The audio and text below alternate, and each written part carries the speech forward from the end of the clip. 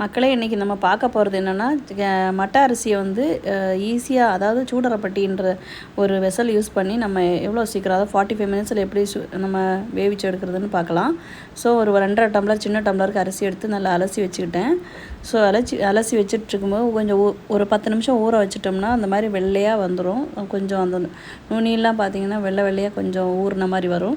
So நான் இப்போ பாட்டில் மாற்றி நல்லா கொதிக்க விட்டுட்டேன். ஒரு 20 மினிட்ஸ் வேக வச்சுட்டு நமக்கு வந்து சூடரப்பட்டி அது அமேசானில் வாங்க கிடைக்கும். ப்ளூபெரிஸ்ன்ற பிராண்டு நான் வாங்கியிருக்கேன். அதில் பார்த்தீங்கன்னா உள்ளே வந்து ஒரு ரோலர் டைப்பில் ஒன்று கொடுத்துருப்பாங்க. அதாவது அந்த ரவுண்ட் கலர் பிளாக் கலரில் இருக்கும். அதுக்கு உண்டான செட்டு பாட்டும் கொடுத்துருப்பாங்க. அந்த செட் பாட்டில் தான் நான் வந்து உங்களுக்கு அரிசி வேக வச்சு எடுத்துருக்கேன். இப்போ அந்த அரிசி சாதத்தை வந்து அப்படியே அந்த லிட்டோட மூடி இந்த சூடரப்பட்டிக்குள்ளே, இப்போ நல்லா கொதிச்சிருச்சு பாருங்கள், இதை அப்படியே நம்ம தூக்கி சூடரப்பட்டிக்குள்ளே வச்சிடுறோம். ஸோ வச்சிட்டோம்னா மறுநாள் காலையில், அதாவது நான் வந்து பார்த்திங்கன்னா இது நேற்றுக்கு எடுத்த வீடியோ, இப்போ காலையில் வந்து நான் இதை ஓப்பன் பண்ணுறேன்.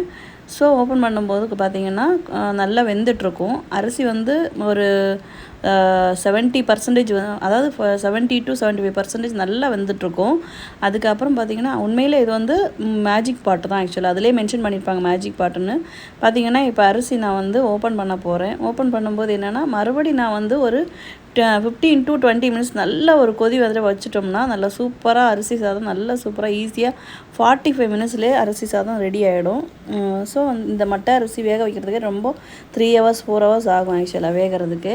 அதுக்கு பதிலாக நம்ம இந்த மாதிரி மெத்தட் பாருங்களேன், அரிசி நல்லா சாதம் வந்துட்டுருக்கு, நல்லா சூப்பராக வெந்துடுச்சு, ஒன்று பாதி ஒட்ட கூட செய்யலை. ஸோ நீங்கள் வாங்கும்போது அரிசியை வந்துட்டு லாங் கிரைன் அரிசி பார்த்து வாங்கணும். ஸோ இப்போ மறுபடியும் நான் வந்து கொதிக்க விட்டுட்டு பாருங்கள் லைட்டாக கொதிக்க ஆரம்பிச்சிச்சு. இப்போ நல்லா சூப்பராக கொதித்ததுக்கப்புறம் நம்ம வந்து மறுபடியும் வடிகட்டி சாதத்தை யூஸ் பண்ணிக்கலாம். அதிலேருந்து வர தண்ணியை வந்து பார்த்திங்கன்னா நல்லா வெந்துருச்சு பாருங்கள். சாதம் ஒன்று பெருசாக இருக்குது பாருங்கள், நல்லா வெந்துருச்சு, நல்லா சாஃப்டாக இருக்கும் சாப்பிட்றதுக்கு ஒயிட் ரைஸோட. ஸோ வந்து பார்த்திங்கன்னா ஃபைபர் கண்டென்ட் ஜாஸ்தியாக இருக்கும். இப்போது அந்த தண்ணியை வந்து எடுத்து நம்ம கொஞ்சம் லைட்டாக உப்பு போட்டு அது கூடவே ஊறுகாய் வச்சு சாப்பிட்டா செம்ம டேஸ்ட்டாக இருக்கும். அதாவது லெமன் பிக்கிள் இல்லைன்னா வந்து நார்த்தங்காய் பிக்கிள், அதாவது சிட்ரன் பிக்கிள் வந்து யூஸ் பண்ணி கொஞ்சம் சாதம் போட்டு கூட சாப்பிட்லாம். சூப்பராக இருக்கும், அருமையாக இருக்கும் சாதம். ஒரு வாட்டி ட்ரை பண்ணி பாருங்கள், ரொம்ப ஈஸியான மெத்தடு.